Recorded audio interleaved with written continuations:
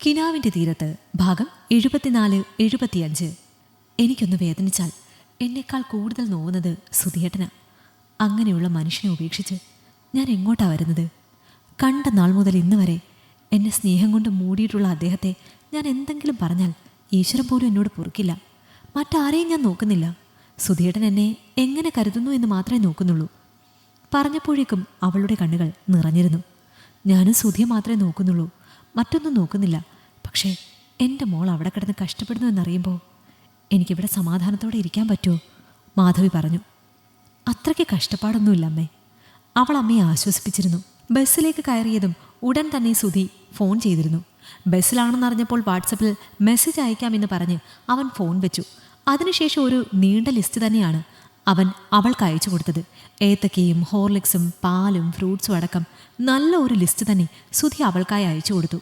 ഇതെല്ലാം വാങ്ങിക്കൊണ്ട് വീട്ടിൽ പോകണമെന്നും വീട്ടിൽ ചെന്ന ശേഷം ഇതിൻ്റെ എല്ലാം ഫോട്ടോ വാട്സപ്പിൽ തനിക്ക് അയച്ചു തരണമെന്നുമാണ് അവൻ പറഞ്ഞത്. താനങ്ങനെ പറഞ്ഞില്ലെങ്കിൽ വാങ്ങില്ല എന്ന് അവൻ അറിയാമായിരുന്നു. അതുകൊണ്ടാണ് അത്തരം ഒരു നിബന്ധന കൂടി അവൻ വെച്ചത്. അത് അവൾക്ക് നന്നായി അറിയാമായിരുന്നു. എനിക്കത്രയ്ക്ക് ക്ഷീണമൊന്നുമില്ല സുധിയേട്ടാ. കുറച്ച് ദിവസം ഉറങ്ങിയാൽ അതൊക്കെ മാറും. അവനെ ആശ്വസിപ്പിക്കാൻ അവൾ ശ്രമിച്ചു. അങ്ങനെയൊന്നും പറഞ്ഞിട്ട് കാര്യമില്ല. നീ ഏതായാലും കുറച്ച് ദിവസം നന്നായിട്ട് ആഹാരമൊക്കെ കഴിച്ച് റെസ്റ്റ് എടുക്കാൻ നോക്ക്. ഇല്ലെങ്കിൽ ശരിയാവില്ല. ഞാൻ പറഞ്ഞതുപോലെ ചെയ്. കാശ് വല്ലതും വേണോ? ഒന്നും വേണ്ട, എൻ്റെ കയ്യിലുണ്ട്. പിന്നെ ഞാൻ പറഞ്ഞ സാധനങ്ങളൊക്കെ വാങ്ങിക്കൂ. പിന്നെ കുറച്ച് ദിവസം വീട്ടിൽ നിൽക്കാൻ പോകുന്നതല്ലേ, വീട്ടിലേക്കും ആവശ്യത്തിനുള്ളത് എന്തൊക്കെയാണെന്ന് വാങ്ങാൻ നോക്ക്. കാശ് തികഞ്ഞില്ലെങ്കിൽ പറഞ്ഞാൽ മതി, ഞാൻ ഇട്ടുതരാം. അവിടെ ചെന്നൊരു കാര്യത്തിനും അമ്മയെ ബുദ്ധിമുട്ടിക്കാൻ നിൽക്കണ്ട. എന്താവശ്യമുണ്ടെങ്കിലും എന്നോട് പറയണം. ഞാനിവിടെ ആയതുകൊണ്ടാണ് ഈ സാഹചര്യത്തിൽ തന്നെ അവിടെ നിർത്തേണ്ടി വരുന്നത്. അവൻ ഇടറി തുടങ്ങിയെന്ന് അവൾക്ക് മനസ്സിലായിരുന്നു. എന്തൊക്കെയായി പറയുന്നത്? സുധിയേട്ടൻ വിചാരിക്കുന്നത് പോലെ എനിക്ക് സുധിയേട്ടൻ്റെ വീട്ടിൽ അത്ര വലിയ പ്രശ്നമൊന്നുമില്ല. സുധിയേട്ടൻ പറഞ്ഞതുകൊണ്ടാണ് ഞാൻ വീട്ടിലേക്ക് പോകാൻ വേണ്ടി തന്നെ തീരുമാനിച്ചത്. മാത്രമല്ല, ഉറക്കം കുറഞ്ഞതുകൊണ്ട് മാത്രമാണ് എനിക്ക് പ്രശ്നം ഉണ്ടായത്. അല്ലാതെ എനിക്ക് ആഹാരത്തിൻ്റെ പ്രശ്നമൊന്നും അവിടെ ഉണ്ടായിരുന്നില്ല. ശരി ശരി, ഇനി അതിനെക്കുറിച്ച് കൂടുതൽ വിശദീകരിക്കേണ്ട. ഞാൻ പറഞ്ഞ കാര്യം തനിക്ക് മനസ്സിലായല്ലോ. എന്നെ വിഷമിപ്പിക്കേണ്ട എന്ന് കരുതിയാണ് താനൊന്നും പറയാത്തതെന്ന് എനിക്ക് നന്നായി അറിയാം. അങ്ങനെയുള്ള തന്നെ ഞാൻ എല്ലാം അറിഞ്ഞിട്ടും വീണ്ടും പൊട്ടം കളിച്ച് കബളിപ്പിക്കുന്നത് ശരിയല്ല, സുധി പറഞ്ഞു. സുധിയേട്ടൻ വിഷമിക്കേണ്ട. സുധിയേട്ടൻ പറയുന്നത് പോലെ ഞാൻ ചെയ്തോളാം. അത് മതി. തൽക്കാലം കുറച്ച് ദിവസത്തേക്ക് കോളേജിൽ പോകണ്ട. ആരോടെങ്കിലും നോട്ട് അയച്ചു തരാൻ പറ. ക്ഷീണമൊക്കെ ഒന്ന് മാറി റെഡി ആയതിനു ശേഷം പോയാൽ മതി. ഞാൻ തിരിച്ചെന്നാ സുധിയേട്ട വരേണ്ടത്? ഞാൻ പറഞ്ഞില്ലേ, അതിനെക്കുറിച്ച് ഞാനൊന്ന് ആലോചിക്കട്ടെ. അതിനുശേഷം തന്നോട് പറയാം, പിന്നെ വരാം. അവൻ ഓഫ്ലൈൻ ആയപ്പോൾ അവൾക്കൊരു വിങ്ങൽ തോന്നിയിരുന്നു. അന്യനാട്ടിൽ കിടന്ന് തന്നെക്കുറിച്ച് ആലോചിച്ച് ഒരുപാട് ഉരുകുന്നുണ്ട് അവൻ. അവൾക്കത് മനസ്സിലാക്കാനും സാധിക്കുന്നുണ്ടായിരുന്നു. തൻ്റെയും സ്വന്തം അമ്മയുടെയും നടുവിൽ കിടന്ന് അവൻ നെട്ടോട്ടം ഓടുകയാണ്. ആരെയാണ് ഉപേക്ഷിക്കേണ്ടത്? തന്നെയോ അമ്മയോ ഉപേക്ഷിക്കാൻ വയ്യ. രണ്ടുപേരെയും ചേർത്ത് നിർത്തുവാനും സാധിക്കുന്നില്ല. എന്ത് ചെയ്യണമെന്നറിയാത്ത ഒരവസ്ഥയിൽ അവൻ വല്ലാത്ത മാനസിക സംഘർഷം അനുഭവിക്കുന്നുണ്ടെന്ന് അവൾക്ക് തോന്നി. സത്യത്തിൽ താൻ അത്രയും അനുഭവിക്കുന്നില്ല എന്നും ആ നിമിഷം അവൾക്ക് തോന്നിയിരുന്നു. തനിക്കിവിടെ ഒന്ന് വിഷമം പറയാൻ അമ്മയെങ്കിലും ഉണ്ട്. ഒരു വേദന വന്നാൽ ഓടി വരാൻ സ്വന്തം അമ്മയുണ്ട്. എന്നാൽ അവിടെ അവനൊപ്പം ആരാണുള്ളത്? ഒരു വിഷമം വന്നാൽ അവൻ ആരോടാണ് പറയുന്നത്? ഒരുപക്ഷേ ഡ്യൂട്ടിക്കിടയിലായിരിക്കും പല പ്രശ്നങ്ങളും അറിയുന്നത്. ആ സാഹചര്യത്തിൽ ഒന്ന് ഉള്ളു തുറന്ന് സംസാരിക്കുവാൻ അവൻ ആഗ്രഹിക്കുന്നുണ്ടാവില്ലേ? അങ്ങനെയൊന്ന് സംസാരിക്കാൻ അടുത്തൊരു സുഹൃത്ത് പോലും ഒരുപക്ഷെ ഒപ്പം ഉണ്ടായിരിക്കില്ല. പ്രവാസികളുടെ അവസ്ഥ എത്ര ദയനീയമാണെന്ന് ആ നിമിഷം അവൾ ഓർക്കുകയായിരുന്നു. വൈകുന്നേരം ഡ്യൂട്ടിയെല്ലാം കഴിഞ്ഞ് റൂമിലെത്തി 1-2 മിനിറ്റ് സ്വന്തം വീട്ടിലേക്ക് വിളിക്കുന്നതും പ്രിയപ്പെട്ടവരെ കാണുന്നതും മാത്രമാണ് ആ മരുഭൂമിയിൽ അവർക്ക് ലഭിക്കുന്ന ആകെയുള്ള സന്തോഷം. ആ സന്തോഷത്തിന് വേണ്ടിയാണ് അവർ പകൽ മുഴുവൻ കഷ്ടപ്പെടുന്നത്. എന്നാൽ ഓരോ വീടുകളിലേക്കും എത്തുന്ന കോളുകൾക്ക് അപ്പുറത്തെ തലക്കൽ പറയാനുണ്ടാവുക പരിഭവങ്ങളുടെയും പരാതികളുടെയും കടബാധ്യതകളുടെയും ആവശ്യങ്ങളുടെയും കണക്കുകൾ മാത്രമായിരിക്കും. ഇതിനിടയിൽ സ്വന്തം ജീവിതം ഒരുക്കിക്കളയുന്ന ആ വ്യക്തി കഴിച്ചോ എന്ന് ചോദിക്കാൻ പോലും പലരും മടിച്ചിട്ടുണ്ടാവും.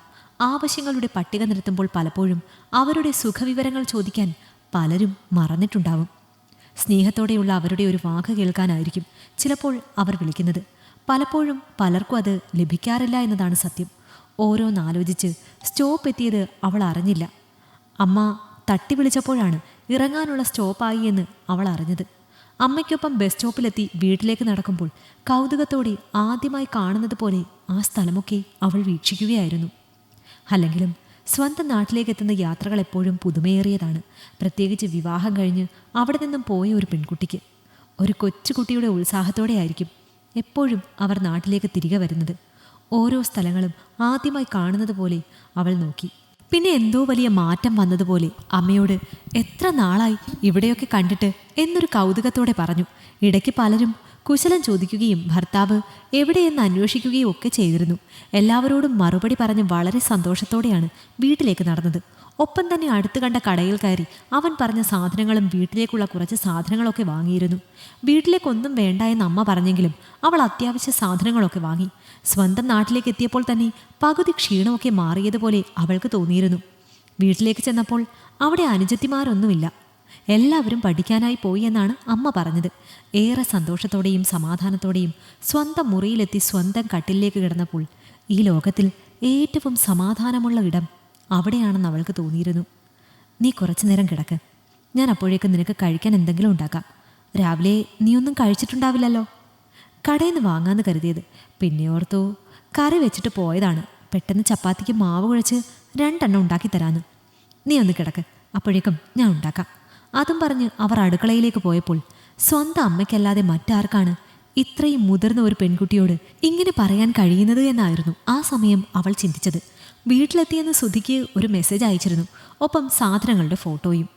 സന്തോഷം നിറഞ്ഞ ഒരു സ്മൈലിയാണ് അവൻ തിരിച്ചയച്ചത്. അത് കാണി അവളുടെ ചുണ്ടിൽ ഒരു പുഞ്ചിരി വിടർന്നിരുന്നു.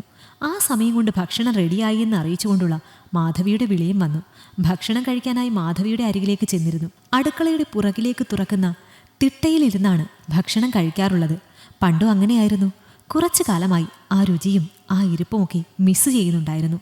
അതുകൊണ്ട് തന്നെ അമ്മ തന്ന ചപ്പാത്തിയും കറിയും എടുത്തുകൊണ്ട് അടുക്കളയുടെ തിട്ടയിലേക്കിരുന്നു. ഓരോന്നായി ചൂടോടെ ചുട്ടുകൊണ്ട് മാധവി വിശേഷങ്ങൾ തിരക്കുന്നു. അവിടുത്തെ ഓരോ കാര്യങ്ങളെക്കുറിച്ച് വലിയ സന്തോഷത്തോട് തന്നെയാണ് അവൾ പറഞ്ഞത്. ഒരു വാക്കിൽ പോലും അവിടെയുള്ള ആരെയും കുറ്റപ്പെടുത്തിയിട്ടില്ല അവളെന്ന് മനസ്സിലാക്കിയപ്പോൾ മാധവിക്ക് ഒരമ്മ എന്ന നിലയിൽ അഭിമാനം തോന്നി. തൻ്റെ മകൾ ഭർത്താവിൻ്റെ വീട്ടുകാരുടെ കുറ്റം വന്ന് പൊടിപ്പും തൊങ്ങലും വെച്ച് തന്നോട് പറയുന്ന കൂട്ടത്തിലല്ല. അതൊരമ്മ എന്ന നിലയിൽ തൻ്റെ വിജയം തന്നെയാണ്. എങ്കിലും അവൾക്ക് അവിടെ ബുദ്ധിമുട്ടുകൾ ഏറെയാണെന്ന് അവൾ പറയാതെ തന്നെ അവളുടെ കോലം കണ്ടപ്പോൾ മാധവിക്ക് മനസ്സിലായിരുന്നു. ഇല്ലായ്മകൾ ഏറെ ഉണ്ടെങ്കിലും വളരെ നന്നായി വളർത്തിക്കൊണ്ടുവന്ന മകളാണ്. വിവാഹ സമയത്ത് പോകുമ്പോൾ നല്ല വണ്ണവും നിറവും ഒക്കെ ഉണ്ടായിരുന്നതാണ്. ഇപ്പോൾ താൻ കാണുമ്പോൾ മെലിഞ്ഞ മുഖമൊക്കെ വിളറി മറ്റൊരു കോലത്തിലായിരിക്കുന്നു. അതിൽ നിന്ന് തന്നെ അവൾക്കവിടെ എത്രത്തോളം ബുദ്ധിമുട്ടുകൾ ഉണ്ടായിരുന്നു എന്ന് മനസ്സിലാക്കാൻ മാധവിക്ക് സാധിച്ചിരുന്നു. മതിയെന്ന് പറഞ്ഞ് എഴുന്നേറ്റിട്ടും നിർബന്ധിച്ച് ഒരെണ്ണം കൂടി കഴിപ്പിച്ചിരുന്നു മാധവി. ഏറെ നാളുകൾക്ക് ശേഷം ലഭിച്ച ആ അമ്മ രുചിയിൽ മതിമറന്ന് അവളും ഏറെ കഴിച്ചു ഭക്ഷണം കഴിഞ്ഞ് വേഷമെല്ലാം മാറി ഒന്ന് കുളിക്കാനായി അവൾ പോയിരുന്നു. കുളി കഴിഞ്ഞ് പുറത്തു വന്നപ്പോൾ തന്നെ പകുതി ആശ്വാസം തോന്നിയിരുന്നു. ഒപ്പം മാധവിയുടെ അരികിലേക്ക് വന്ന് അടുക്കളയിൽ നിന്ന് സഹായിക്കാൻ കൂടിയതും മാധവി അവളെ തടഞ്ഞു. നീ കുറച്ച് ദിവസം ഒന്നും ചെയ്യണ്ട. നിന്നെ ഇവിടെ ജോലി ഏൽപ്പിക്കാൻ വേണ്ടി കൊണ്ടുവന്നതല്ല. കുറച്ച് ദിവസം നീ ഇവിടെ റെസ്റ്റ് എടുക്കാൻ വേണ്ടി വന്നതാ. അവിടുന്ന് ജോലിയാണെന്നും പറഞ്ഞാണ് സുധി ഇങ്ങോട്ട് അയച്ചത്. എന്നിട്ട് ഇവിടെ നിന്നും പണിയെടുപ്പിച്ചു എന്ന് അവൻ അറിഞ്ഞാലോ? ഒന്നും ചെയ്യാതിരുന്നാൽ അതിനേക്കാളും പ്രശ്നം അമ്മേ. അത്രയ്ക്ക് കുഴപ്പമൊന്നുമില്ല. കുളിച്ച് വേഷമൊക്കെ മാറി നീ കുറച്ചു നേരം ചെന്ന് കിടന്നുറങ്ങ്. ഉറക്കം കിട്ടാത്തത് കൊണ്ടാണ് തല കറങ്ങി വീണത്. ഏതായാലും 2 ദിവസം വരില്ലാന്ന് തൊഴിലുറപ്പിൽ ഞാൻ പറഞ്ഞിട്ടുണ്ട്. അത് കഴിയുമ്പോൾ നീ ഇവിടെ ഇഷ്ടമുള്ള ജോലികളൊക്കെ ചെയ്തോ. ഏതായാലും 2 ദിവസം ഞാൻ എൻ്റെ മോൾക്ക് വേണ്ടി മാറ്റി വെച്ചിരിക്കുകയാണ്. അതുകൊണ്ട് നീ ജോലിയൊന്നും ചെയ്യേണ്ട, കുറച്ചു നേരം പോയി കിടന്നുറങ്ങ്. ഇനിയിപ്പോൾ ഉറക്കം വരുന്നില്ലെങ്കിൽ എന്തെങ്കിലും എടുത്തു വെച്ച് പഠിക്ക്. ക്ലാസ് കുറേ ദിവസം പോകുന്നതല്ലേ, അതുകൊണ്ട് പഠിത്തം കളയാൻ നിൽക്കണ്ട. മാധവി പറഞ്ഞതും അവൾ അനുസരണയോടെ മുറിയിലേക്ക് പോയിരുന്നു. ശേഷം സുധിയുടെ ഫോണിലേക്ക് ഒന്ന് വിളിച്ചു നോക്കി. ഫ്രീ ആണെങ്കിൽ ആളെടുക്കും. വിളിച്ചപ്പോൾ തന്നെ ഫോൺ എടുത്തിരുന്നു. വീഡിയോ കോളിൽ അവനെ കണ്ടപ്പോൾ ഒരു നിറഞ്ഞ ചിരിയാണ് അവൾക്ക് സമ്മാനിച്ചത്. തൻ്റെ വീട്ടിൽ നിൽക്കുമ്പോൾ ഇത്രയും നിറഞ്ഞ ചിരിയോടെ അവളെ താൻ കണ്ടിട്ടില്ല എന്ന് ഒരു നിമിഷം സുധിയും ഓർത്തിരുന്നു. അത്രത്തോളം മാറ്റമുണ്ട് ആ മുഖത്ത്. മനസ്സിൻ്റെ സമാധാനം ആ മുഖത്ത് പ്രകടമാണ്. അവളുടെ ആ ചിരി കണ്ടപ്പോൾ തന്നെ അവന് പകുതി ആശ്വാസം തോന്നിയിരുന്നു. കുറച്ചധിക സമയം സംസാരിച്ചാണ് ഫോൺ വെച്ചത്. ഫോൺ വെച്ച് കഴിഞ്ഞതും കുറച്ചു നേരം ഒന്ന് കിടക്കാമെന്ന് അവൾക്ക് തന്നെ തോന്നിയിരുന്നു. മരുന്നിൻ്റെയും മറ്റും ക്ഷീണം കൊണ്ട് കിടന്നതേ അവൾ ഉറങ്ങിപ്പോയി. ഉച്ചയോടെ മാധവി ആഹാരം കഴിക്കാൻ വിളിച്ചപ്പോഴാണ് അവൾ പിന്നെ ഉണർന്നത്. നോക്കിയപ്പോൾ സമയം 2:10. ഇത്രയും സമയം താൻ കിടന്നുറങ്ങിയോ എന്ന് അവൾ അമ്പരന്ന് പോയിരുന്നു. കഴിഞ്ഞ ദിവസങ്ങളിലൊക്കെ ഒന്നുറങ്ങാൻ അത്രമാത്രം കൊതിച്ചിട്ടുണ്ടായിരുന്നു. ഉറക്കം കൺപോളകളിൽ എത്തി നിൽക്കുമ്പോഴാണ് അസൈൻമെൻറ്റ്, പ്രോജക്റ്റ് ഒക്കെ എഴുതുന്നത്. എല്ലാം കഴിഞ്ഞ് ഒന്നുറങ്ങുമ്പോഴേക്കും വെളുപ്പിനെയാകും. അപ്പോഴേക്കും അലാറവും അടിക്കും. ആ ക്ഷീണം മുഴുവൻ ഒന്ന് കിടന്നു മാറ്റണമെന്ന് അവൾക്ക് തോന്നി. ഒന്നുറങ്ങി എഴുന്നേറ്റപ്പോൾ തന്നെ വലിയ ആശ്വാസം തോന്നിയിരുന്നു. കുറച്ചുനേരം പഠിക്കാനും എഴുതാനും ഉള്ളതിനായി സമയം ചിലവഴിച്ചു. അപ്പോഴേക്കും അനിയത്തിമാരെത്തുന്ന സമയമായി. അവർ വന്നതോടെ പുസ്തകങ്ങളൊക്കെ മടക്കി വെച്ച് അവരുടെ വിശേഷം കേൾക്കാനും തൻ്റെ വിശേഷം പറയലുമായിരുന്നു. അത് സന്ധ്യ വരെ തുടർന്നു.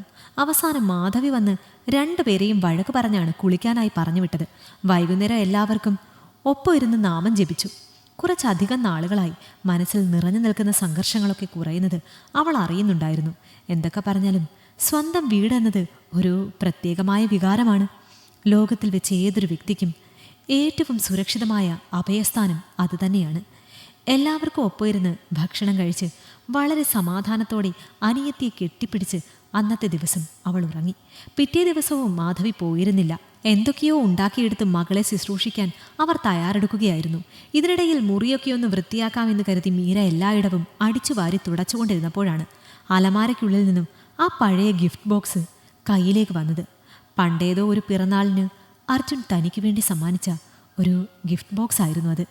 താജ്മഹലിനരികിൽ രണ്ട് പരസ്പരം പുണർന്നു നിൽക്കുന്ന രണ്ടുപേരുടെയും ഒരു പ്രിസമായിരുന്നു അത്. അത് തങ്ങൾ രണ്ടുപേരുമാണ് എന്ന് പ്രണയം നിറഞ്ഞു നിന്ന വേളയിൽ എപ്പോഴും അവൻ പറയുകയും ചെയ്തിട്ടുണ്ടായിരുന്നു. ഒരു നിമിഷം അർജുൻ്റെ ഓർമ്മകൾ അവളുടെ മനസ്സിലേക്ക് ഇരച്ചെത്തി. കുറച്ചധികം നാളുകളായി താൻ മറന്നു തുടങ്ങിയ ഒരു വിഷയമായിരുന്നു അത്. ആ ഗിഫ്റ്റ് കണ്ടതുകൊണ്ടാണ് പെട്ടെന്ന് അവനെക്കുറിച്ച് ഓർത്തത്. അപ്പോഴാണ് അലമാരയുടെ അടിത്തട്ടിലായി പലപ്പോഴായി അവൻ സമ്മാനിച്ചിട്ടുള്ള ചില സമ്മാനപ്പൊതികളൊക്കെ ഉണ്ടെന്ന് അവൾ ഓർത്തത്. ചില ഗ്രീറ്റിംഗ് കാർഡുകളും ഇതുപോലെയുള്ള ശില്പങ്ങളും ഒക്കെയാണ് അവയിൽ കൂടുതലും. ഒരു കവറിലാക്കി അമ്മ കാണാതെ വെച്ചതായിരുന്നു അവൾ. അതെല്ലാം പുറത്തെടുത്തു. ഒന്നിനും ഒരു കുഴപ്പവുമില്ല.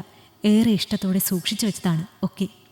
ആ സമ്മാനങ്ങളിലേക്കൊക്കെ നോക്കുമ്പോൾ ഉള്ളിലേക്ക് പഴയ പല ഓർമ്മകളും ഇരച്ചെത്തിയിരുന്നു.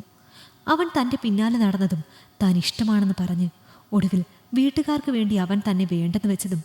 അങ്ങനെ ഒരു വലിയ കാലഘട്ടത്തിൽ ഓർമ്മകൾ അവളുടെ മനസ്സിലേക്ക് നിറഞ്ഞു വന്നു. തുടരും. ഈ കഥ നിങ്ങൾക്കിഷ്ടമായെങ്കിൽ ലൈക്ക് ചെയ്യൂ. നിങ്ങളുടെ അഭിപ്രായങ്ങൾ കമന്റായി രേഖപ്പെടുത്തൂ. കൂടുതൽ കഥകൾ കേൾക്കാൻ ഈ ചാനൽ സബ്സ്ക്രൈബ് ചെയ്യൂ.